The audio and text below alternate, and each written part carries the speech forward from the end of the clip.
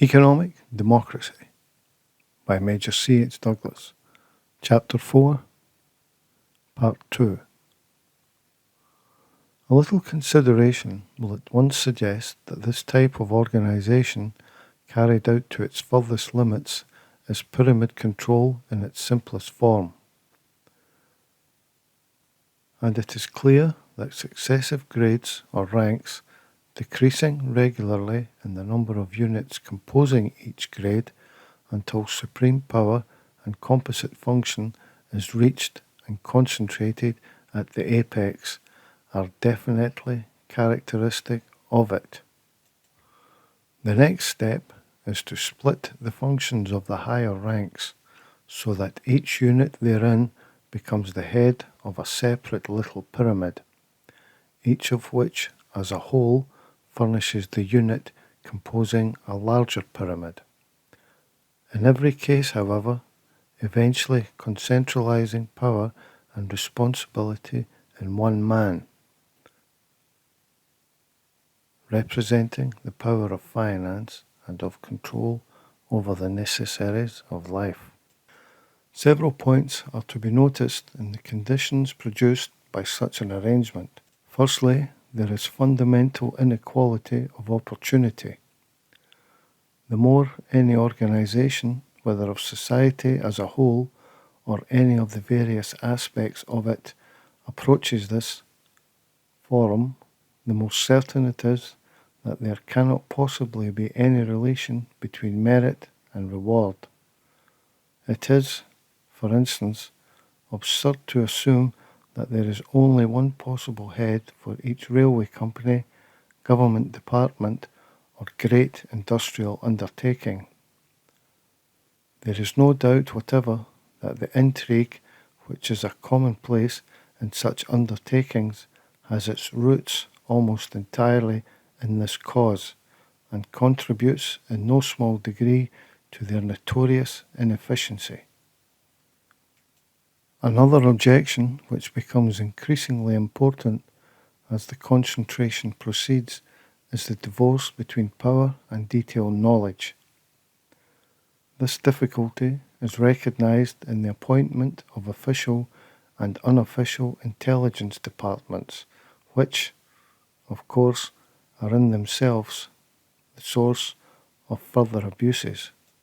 Having these points to some extent in mind, American industry has developed what is most unquestionably a very important modification of principle, that of functional control in place of individual control. That is to say, the individual is only controlled from one source in regard to one function, say timekeeping. In respect of such matters as technical methods, he deals with an entirely different authority, and with still another in respect of pay. The real objection to this is the effect on the source of specialized authority of so narrow a function as is demanded by much so-called scientific management.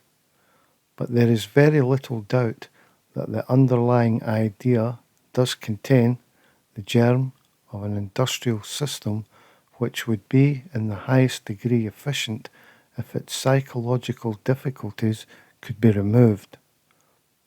And it is significant that this form of organization produces its own type of personality. It will be seen, therefore, that we have, in the industrial field, a double problem to solve, while retaining the benefits of mechanism for productive purposes, to obtain effective distribution of the results and to restore personal initiative. The proposition which is being urged from orthodox capitalistic quarters as a means of dealing with this situation is a little ingenious. It consists of an intensification policy by which, in some mysterious way, all the unpleasant features, by being exaggerated, are to disappear, and it is usually summed up at the moment in The phrase, "we must produce more," a fair statement of this demand for unlimited and intensified manufacturing would no doubt be something after this fashion. 1. We must pay for the war and for betterment schemes. 2. This means high taxes. 3. Taxes must come from profits and earnings, which are parts of one whole. 4. High earnings, high profits, and low labour costs and low selling and competitive costs can only be combined if increased output is obtained. 5. High earnings will mean wider markets. Now this is a very specious argument. A large number of people whose instincts warn them that there is a fallacy somewhere have not felt themselves able to offer any effective criticism of it, since some practical knowledge of technique is involved. The Labour attitude has either been a simple non-possumus or a restatement of the evils of capitalist profit-making, together with sufficiently pungent inquiry into the qualifications of the holders of the major portion of the securities representing government indebtedness, and their title to rank as the winners of the war and the chief beneficiaries of the peace. All this is quite to the point, but it is not even the chief economic objection to such a policy. First of all, let it be admitted that a considerable amount of manufacturing will have to be done. Firstly, to reinstate the devastated areas, and afterwards to meet the accumulated demand, and these together will provide an outlet for a very large quantity of manufactured goods. These goods will not, of course, be furnished for nothing, and the money to pay for them will in the main be supplied by loans, which to begin with clearly mean more taxes for someone where the work done is on public account. But, says the super producer, this money will be distributed in wages, salaries and profits, which will enable the whole population, at any rate of this country, where we propose to do our manufacturing, so long as labour and other conditions are favourable, to buy more goods, or, conversely, save more money, and eventually enjoy more leisure and freedom.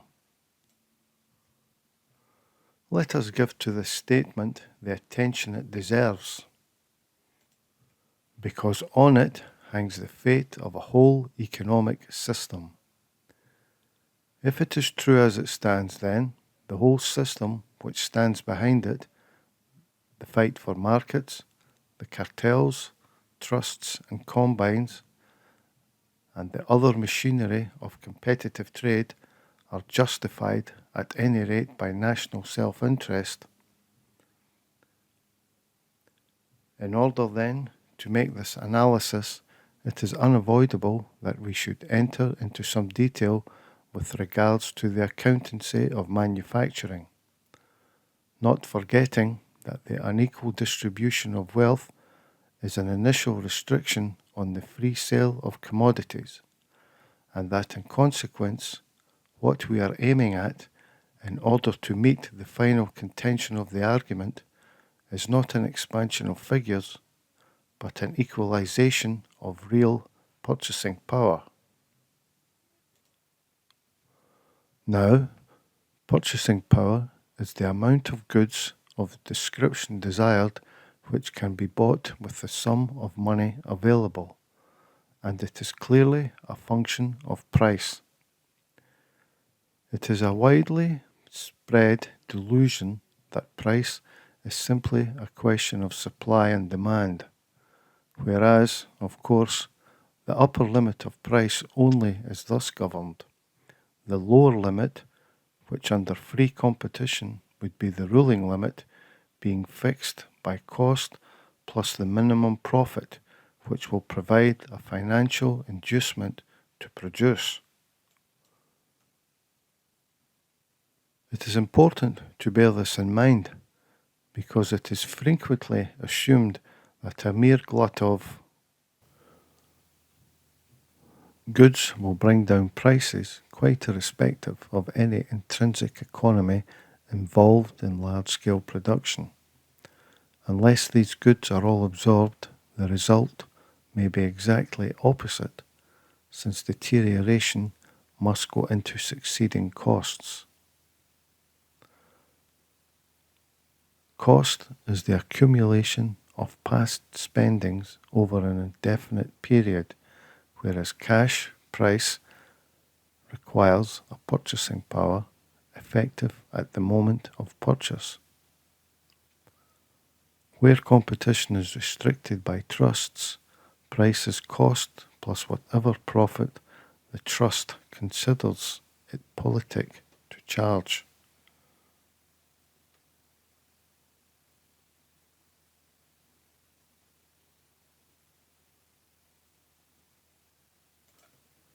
Divided impera, into the vortex of the struggle. Mr. Lloyd George's appeal to the miners leaves us cold. While it is clear that the ostensible objects of this threatened strike are only of very temporary utility, and even to that extent are gained at the expense of the community at large, we do not see that Mr. Lloyd George's philosophy has a sound reason to offer as to why the community should not be penalised by anyone who has the necessary power. The whole of the profits made during the war are a penalisation of the community by a small section placed by circumstances in a position of advantage in respect to the remainder. And the smug satisfaction of the munitions entrepreneur of even the smallest dimensions is evidence that few opportunities have been missed. But of course that is not the point. The coalition government is on the eve of the battle for industrial hegemony, and it is good, sound tactics to enlist the sympathies of the umpire by pointing out where his interest lies. It is only